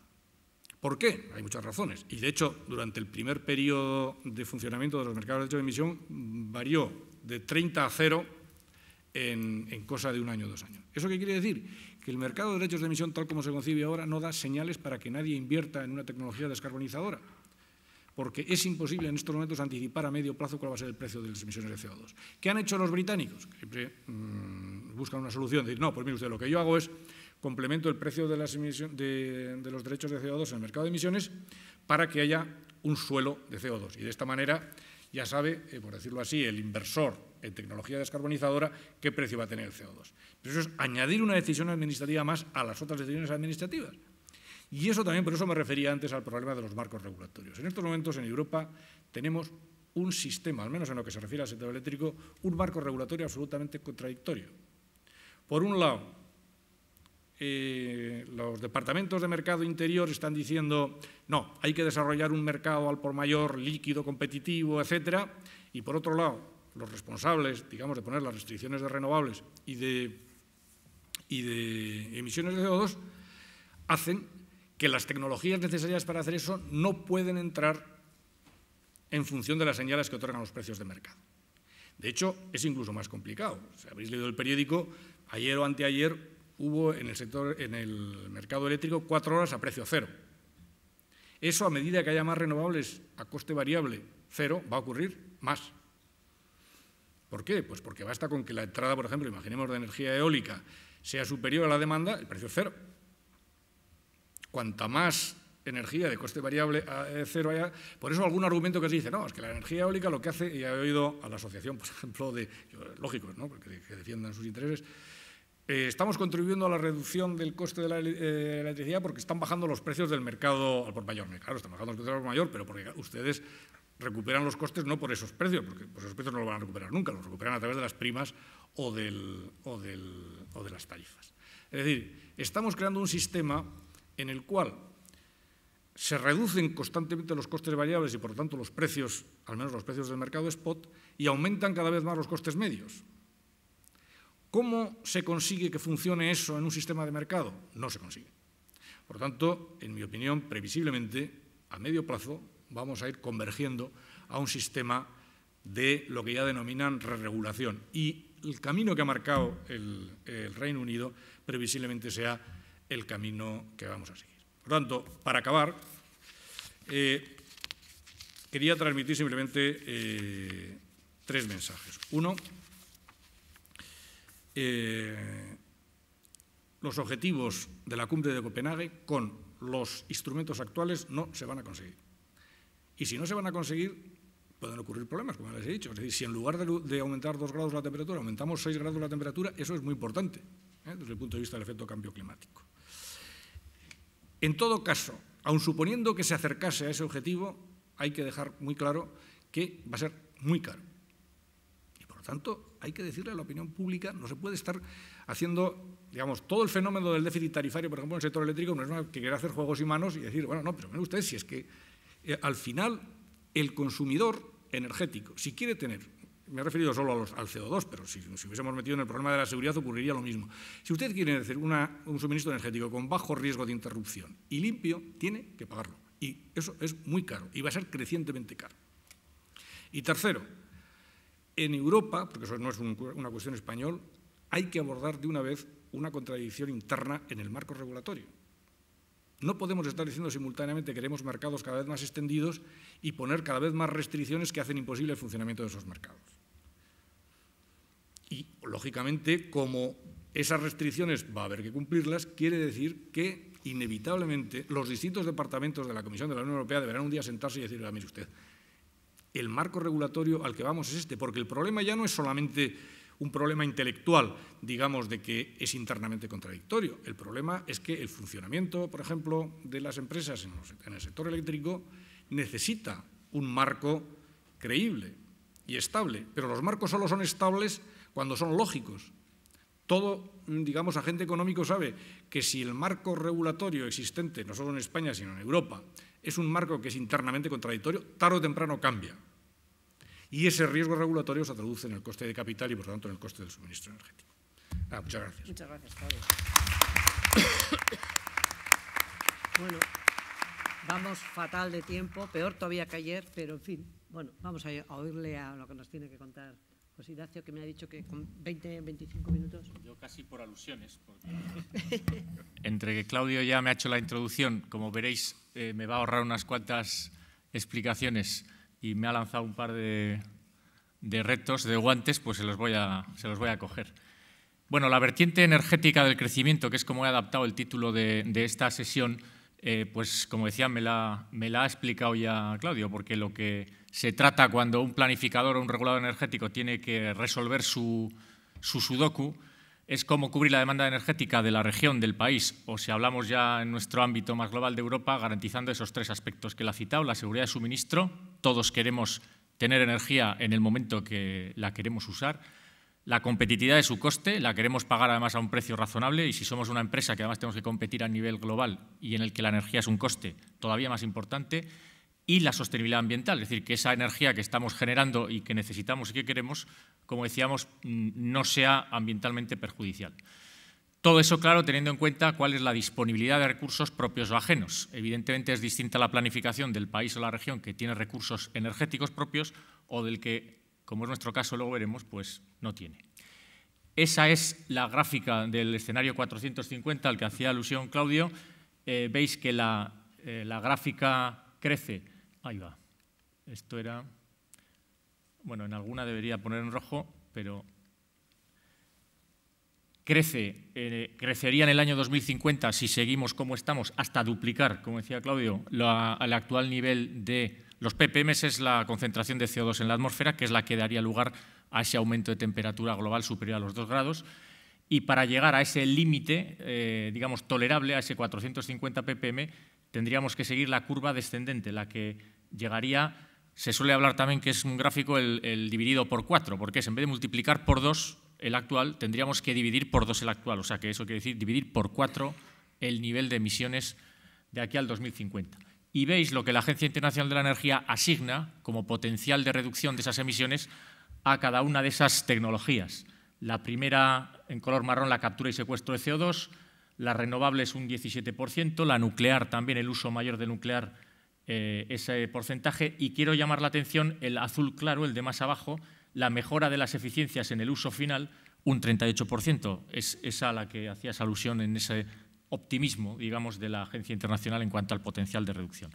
No voy a cuestionar el optimismo o no, luego veremos qué es lo que nosotros creemos que podemos hacer. Ya hemos hablado del Europa 2020, esa es la estrategia que ha establecido la Unión Europea para el año 2020, reducir el 20% las emisiones a través de un ahorro en la energía, en el consumo de energía del 20% y de una aportación de las energías renovables del 20% sobre demanda sobre energía primaria. Esa es la gráfica, digamos, que daría la reducción del 20%, no es sobre la actual, sino sobre la evolución previsible del consumo de energía, tomando como referencia el 2005. Y ahí no lo vais a ver, pero bueno, sí, igual se ve. En esa columna a la derecha veis ese objetivo del 20% de la Unión Europea, cómo se traduce a cada uno de los Estados miembros. El hecho de que sea una directiva quiere decir que cada uno de los Estados miembros de la Unión Europea tiene un objetivo obligatorio, en este caso, de alcanzar un porcentaje de renovables en su mix energético. En el caso de España, pues coincide que aplicando las fórmulas y, digamos, el criterio que ha seguido la Unión Europea, España tiene que conseguir un 20% sobre demanda de energía primaria en el año 2020. Y esa tarta que veis ahí es la previsible distribución de la contribución de las distintas energías renovables a ese objetivo deseable del 2020, donde veis que principalmente la gran aportación tendría que venir de la biomasa, la eólica sería la segunda con el 14%, la hidráulica y luego ya en porcentajes menores otras tecnologías renovables.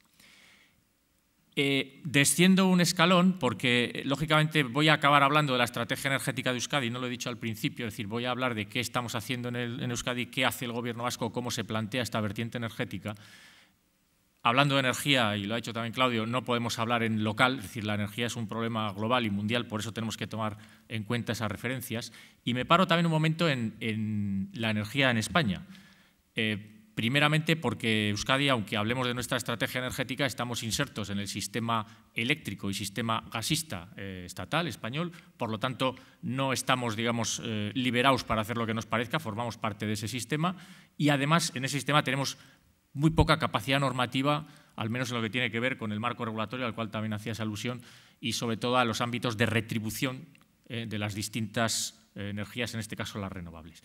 Me paro en la planificación de España. Como hemos visto, España tiene como objetivo el 20% para el 2020. Eso que veis ahí está entresacado del borrador del PER, Plan de Energías Renovables, que el Gobierno español ha enviado ya a Bruselas para el 2020, en el que plantea que sobre ese 20% que le obliga a Europa a alcanzar en el 2020, ellos han sido un poco atrevidos y han dicho el 20, no, el 20,8%. Ay, me largo un 0,8%.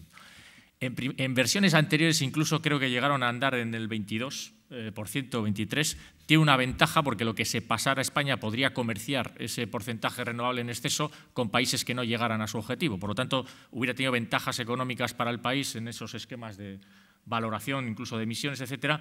Finalmente han decidido ir a una versión más modesta y ahora haré un comentario un poco, mi opinión sobre ese clavar prácticamente del 20%. Y en el tercer punto veis que eso, ir al 20% sobre consumo final bruto de energía, quiere decir, me salto un poco la parte de transporte, voy a la electricidad, que el 38% de la producción de bruta de electricidad en España en el 2020 debería ser renovable.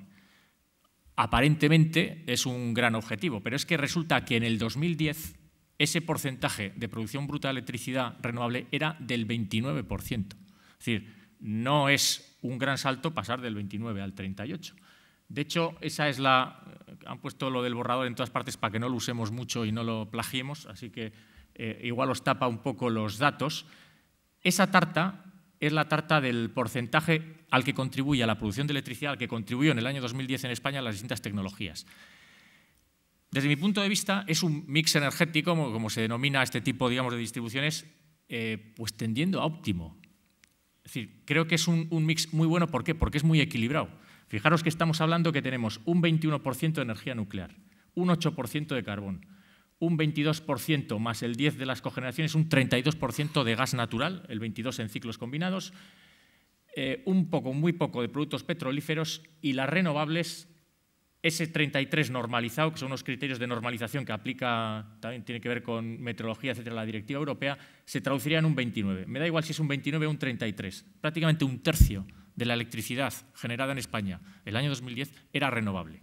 Y veis, además, que ya desde hace varios años la eólica va por delante en producción sobre la energía hidráulica, la tradicional energía hidroeléctrica. Esto quiere decir que el mix energético español es equilibrado, con un gran peso de la energía renovable, es decir, baja en emisiones, con un complemento de otro 20% nuclear, que también es de emisiones cero. Por lo tanto, es un mix que ya quisieran muchos países y muchos lugares que presumen de sostenibilidad tener un mix como este.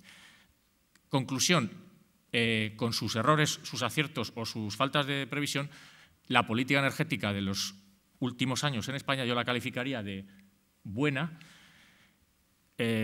Cuando damos la de arena es cuando hablamos de los últimos 3 años. Esta buena tendencia que ha hecho crecer las energías renovables hasta el punto de que España, digamos, es un ejemplo a seguir en cuanto al crecimiento del sector eólico en España, hace 2 años aproximadamente se interrumpe, pues porque por una serie de razones a las cuales no voy a entrar al caso y si alguien las quiere preguntar las debatiremos ampliamente.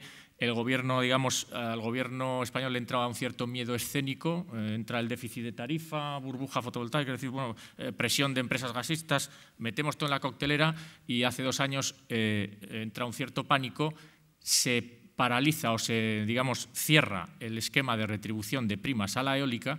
Y eso ha dado lugar a que en los últimos 2-3 años los únicos proyectos eólicos que se han hecho en España han sido los que ya estaban en tramitación y en desarrollo desde antes, pero no ha habido prácticamente el lanzamiento de ningún proyecto nuevo, lo cual ha supuesto no solo el que no haya habido parques eólicos, sino que la industria, la potente industria eólica que ha surgido en España en los últimos años, al calor de esa regulación eólica, pues bueno, pues ha tenido que plegar velas. El presidente de Gamesa, a todo el que quiera oír en las conferencias, le dice que en el último año, o sea, este último año, los pedidos de Gamesa en España son 0. O sea, 0. El 100% de lo que Gamesa ha vendido y, por lo tanto, toda su cadena de suministradores y su cadena de valor ubicada en una gran parte en Euskadi y en el resto de España, están teniendo que vender fuera de España, porque en España el mercado, digamos que se ha visto reducido a su mínima expresión. Con lo cual, ese objetivo del 38% del 2020 pues es un objetivo, yo creo que en este caso, bastante alcanzable, en el que básicamente se trata de absorber casi todo el crecimiento del consumo eléctrico con el crecimiento de las renovables. Ahí se prevé que haya un nuevo estirón de las instalaciones eólicas, en este caso también interviniendo la eólica marina, un crecimiento también de la solar termoeléctrica importante, es decir, ya intervienen otras nuevas tecnologías que se prevé que en la próxima década puedan tener un cierto desarrollo.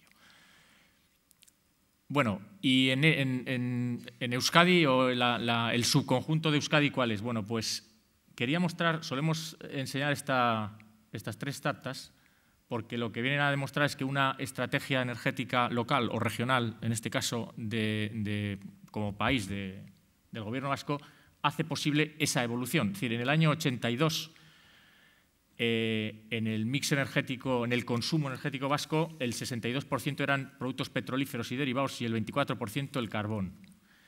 El gas tenía presencia prácticamente testimonial, no sé si llegaba a tener el 1%.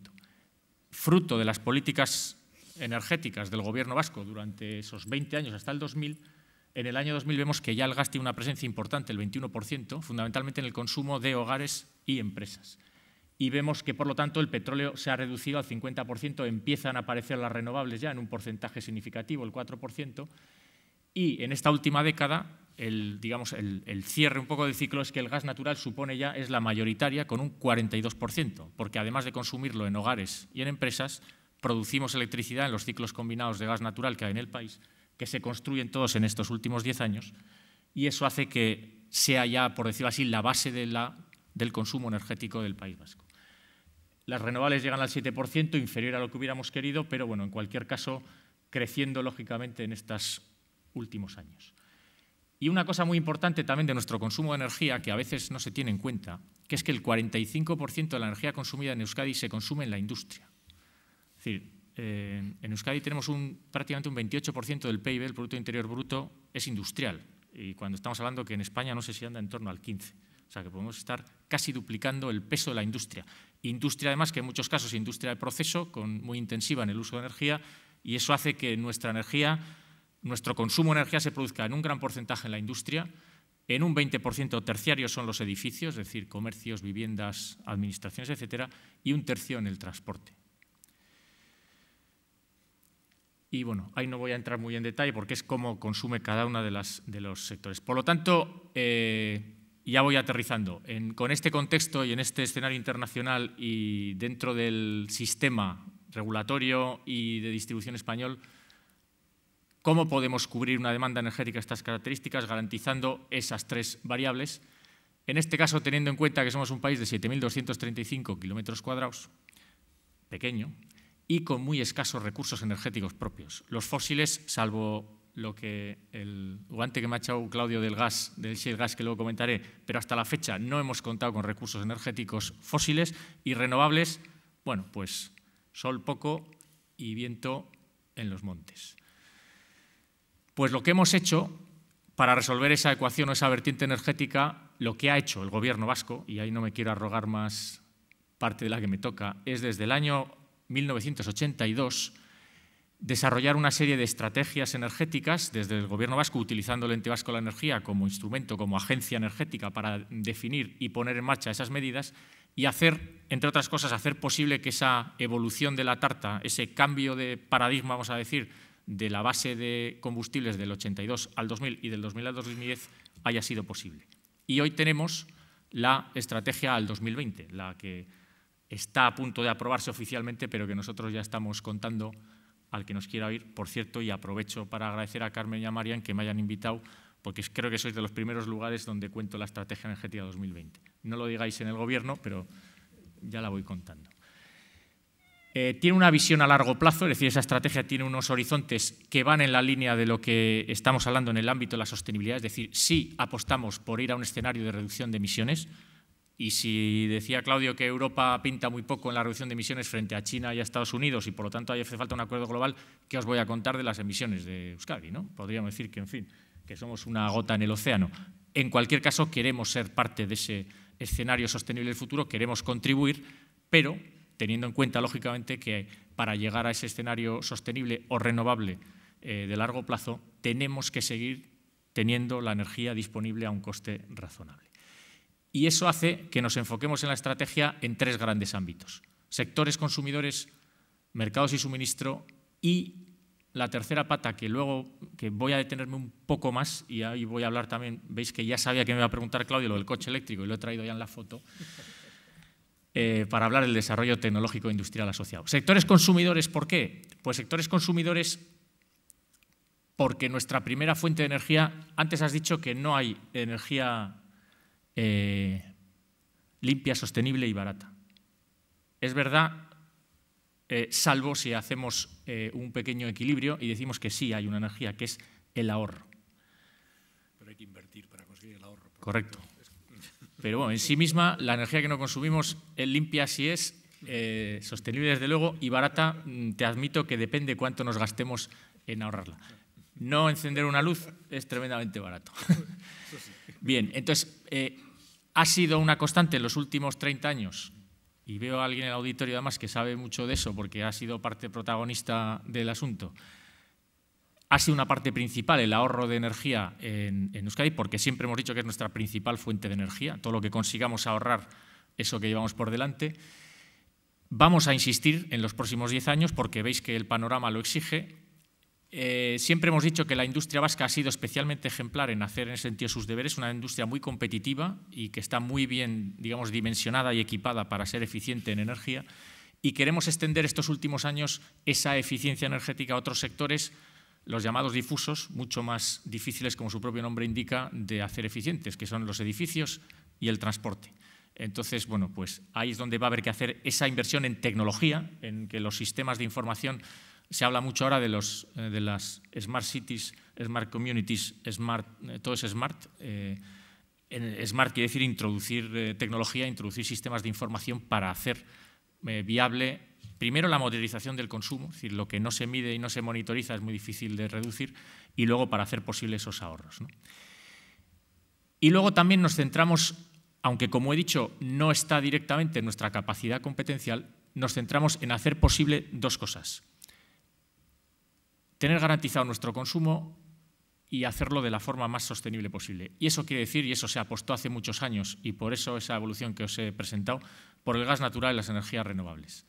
Es decir, la pareja o el binomio que vamos de transición hacia ese escenario de sostenibilidad total a largo plazo, en nuestro caso la apuesta es por el gas natural como energía de base que garantice el suministro, e ir incorporando las energías renovables en la mayor medida posible, teniendo en cuenta, como decimos, que somos un país en ese sentido muy limitado. Por eso, el esfuerzo del Gobierno vasco en estos 30 años ha ido en la creación de las infraestructuras que hicieran posible que el gas natural estuviera a pie de casa, a pie de empresa o a pie de central de ciclo combinado en unas condiciones muy competitivas. Y además con una planta regasificadora, la planta de Bahía Vizcaya en el puerto de Bilbao, que hace posible que no dependamos solo del tubo, el gas no llega solo por un tubo, sino que tenemos la capacidad de importarlo de prácticamente cualquier lugar del mundo a través de los metaneros que llegan al puerto de Bilbao. Por lo tanto, es reforzar y consolidar esos sistemas. Hombre, y si además encontramos gas natural, pues lo hemos rematado. Como se ha anunciado recientemente en el subsuelo, sobre todo de Álava, en la cuenca alavesa, digamos, el subsuelo alavés, hemos identificado que hay una formación geológica que contiene gas natural del llamado no convencional. No convencional no es que sea un gas raro, o sea, el gas es igual que el gas que tenemos en casa. Lo no convencional es cómo hay que sacarlo. La forma de evitar esos posibles riesgos medioambientales que citaba Claudio es hacerlo bien. Riesgos tiene una central nuclear también. Hemos comprobado que tiene riesgos de una central nuclear. Tiene riesgos de contaminación una refinería. En fin, yo creo que prácticamente cualquier actividad energética o industrial de las que tenemos en el entorno tienen riesgo si no se controlan, si no se hace el seguimiento, si no se siguen los protocolos, si no se hace como se debe hacer. Eso es lo que queremos hacer, el primero explorar y conocer ese recurso de gas natural y luego, si es explotable, pues poner todas las medidas y condiciones para que eso sea utilizable.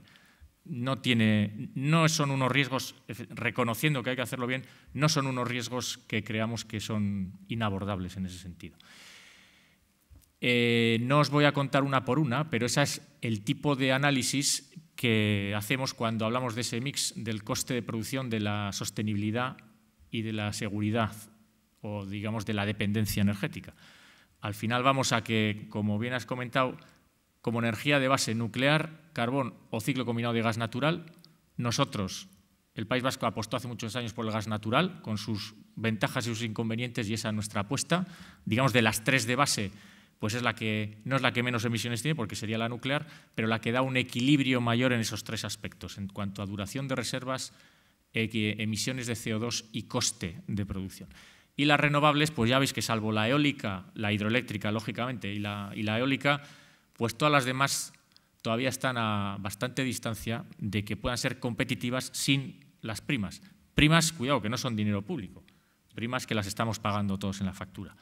Yo, de todas formas, ahí creo que las primas son un buen sistema, que en España ha funcionado y que al final lo que estamos diciendo es, como todos queremos tener un sistema energético más sostenible y queremos reducir las emisiones, todos estamos dispuestos a pagar un plus en el coste de la energía. La cuestión es dónde está ese límite o ese valor. Es decir, la pregunta que sería a cada uno de los ciudadanos o de los consumidores es ¿cuánto de más está dispuesto a pagar el kilovatio hora para que no emita CO2? Y esa es la pregunta a la que tenemos que responder, cada uno de los que consumimos. Bueno, iba a hablar de este escenario. Simplemente me quería... Bien, voy a entonces correr el tema eólico. Hay otra cuestión que al hilo también de lo que ha dicho el profesor Azqueta en la primera charla, es que en nuestro caso yo creo que estamos en el otro extremo respecto a los países pobres que él citaba.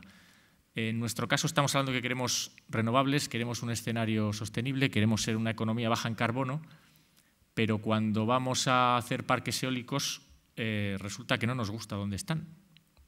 Están donde hace viento, claro, porque como su propio nombre indica, un parque eólico tiene que estar donde haga viento.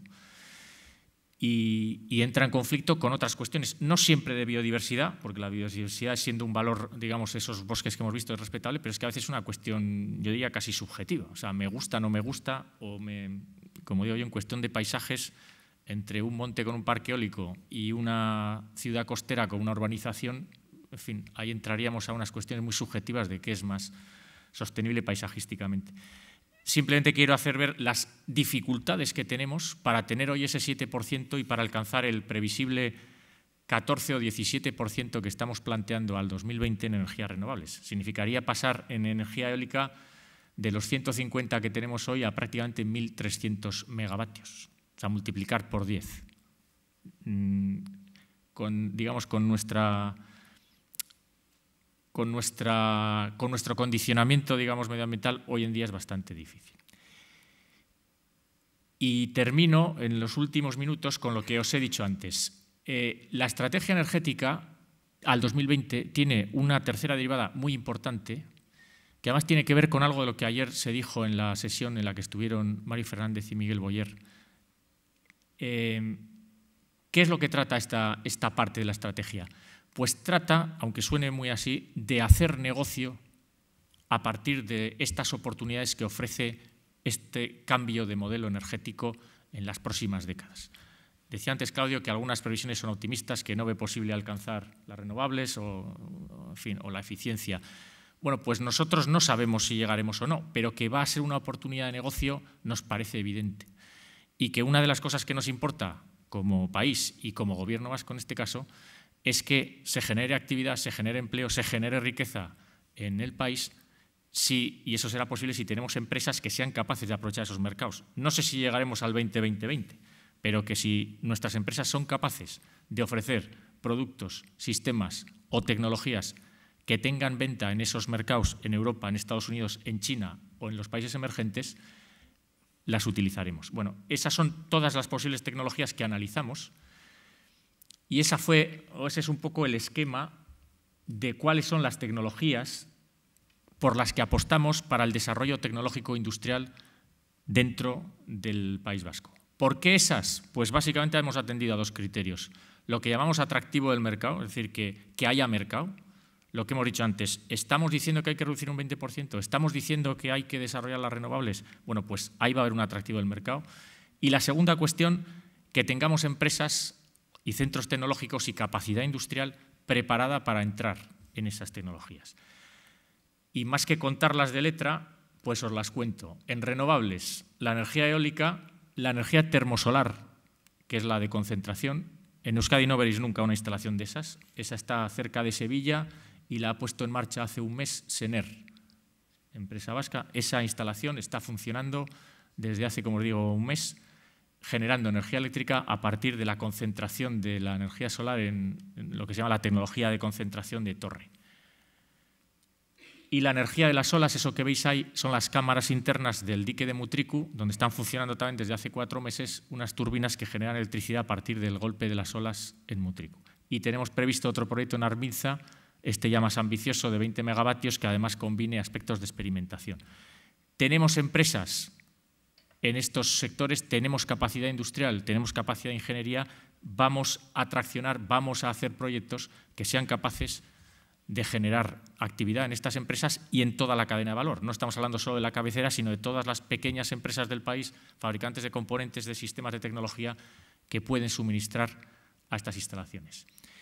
Y el otro conjunto de tecnologías está en torno a eso que se llaman las redes eléctricas inteligentes, también smart, como todo, que no es más que incorporar a la red de distribución y transporte eléctrico convencional, incorporarle sistemas. digitales, sistemas de información, contadores electrónicos, es decir, recibir mucha más información y mucho más al instante, mucho más inmediata, para que los gestores de la red eléctrica puedan optimizar cargas, optimizar mantenimiento, optimizar distribución de consumos, etc.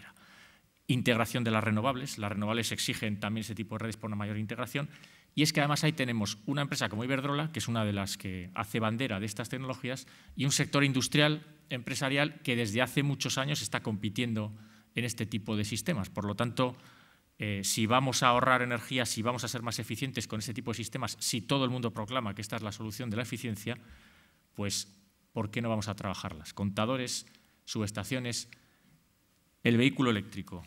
Muy rápidamente, como decía antes, por alusiones. 150 kilómetros de autonomía, sí. El 80% de los desplazamientos que hacemos en países como el nuestro, en Bilbao, en Euskadi, el 80% de los desplazamientos son inferiores a 100 kilómetros, de los desplazamientos diarios. O sea, la distancia que recorre una persona en un día con su coche, en el 80% de los casos es inferior a 100 kilómetros. Por lo tanto, ahí encaja un vehículo eléctrico. La única condición es que lo tenga por la noche cargando y a la mañana, cuando lo cojo para ir al trabajo, para ir a comprar, para ir a hacer una gestión, la que sea, lo tenga cargado. Por la noche, ¿cómo consigo que carguen por la noche? Pues como la única forma que sabemos hacer, con la señal precio. Si ponemos unos precios Valle, unos precios muy baratos por la noche, ya me voy a ocupar de cargarlo de 10 de la noche a 8 de la mañana y no cargarlo al mediodía. Cuando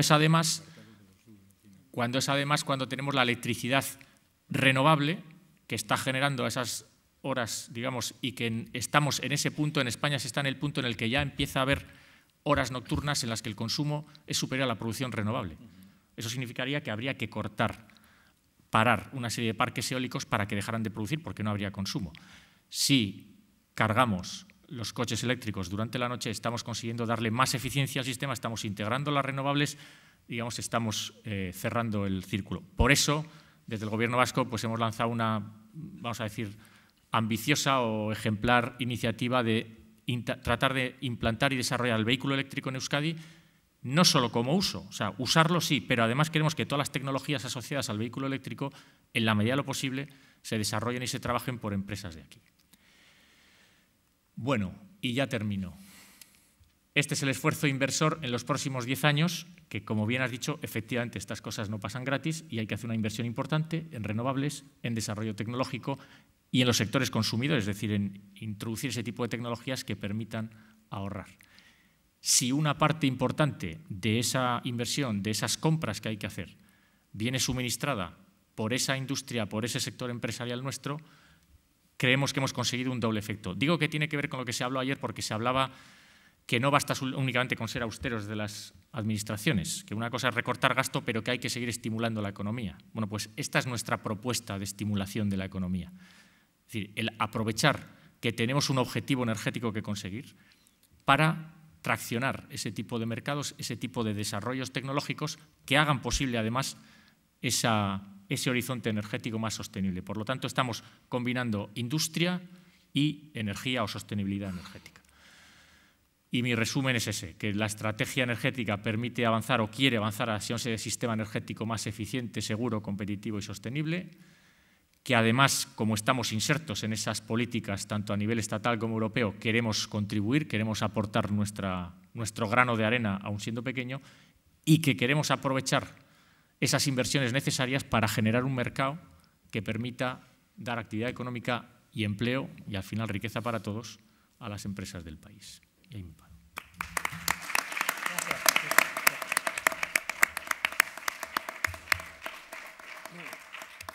Es muy tarde, de todas maneras, si hay alguien, máximo dos, claro, que quiera hacer alguna pregunta o algún...